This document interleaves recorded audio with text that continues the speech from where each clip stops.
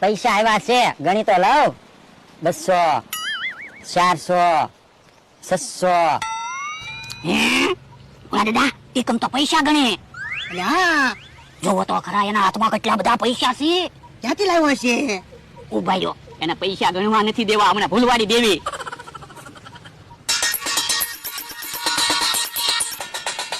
દોહોની dish હું કામ ખખડાવતા હશે? મને ભૂલવાડી દીધો. એ ડીશ હું કામ ખખડાવો? એ અમારી વાડી છે અને અમારી ડીશ છે, એની ડીશ ખખડાવી તે. તો ઉભા રહ્યો.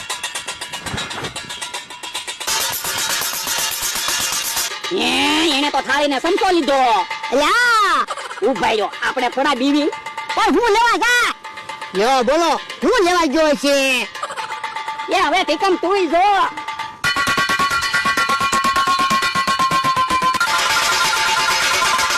હે એને તો તપેલું લીધું. ઉભા રહ્યો તમે.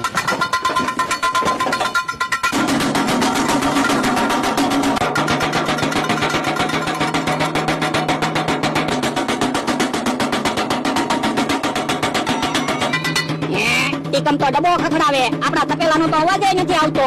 તો હવે ઉભા રહ્યો, પણ હું લેવા જાય તો કે? યો બોલો, હું લેવા ગયો છે? હમણાં ટીકમ ની ખબર.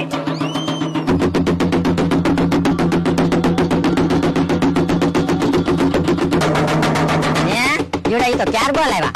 ઉભા રહ્યો તમે કે.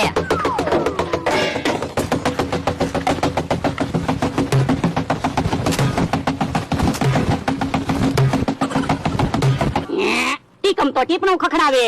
તો હવે ઉભા રહ્યો, પણ હું લેવા જાય તો કે? યો બોલો, હું લેવા ગયો છે? હમણાં ટીકમ ની ખબર. ધોકો કેમ લાવ્યો? એ હું તમારા વાહામાં ધોકા મારીશ અને તમારે ટીપણા કરતા વધારે અવાજ કરવાનો. એ વાંધો નહીં. ઓ બાપા! ઓ બાપા! ઓ બાપા! ઓ બાપા! હે ડોહો તો ટીપણાથી વધારે અવાજ કરે. ઓ બાપા!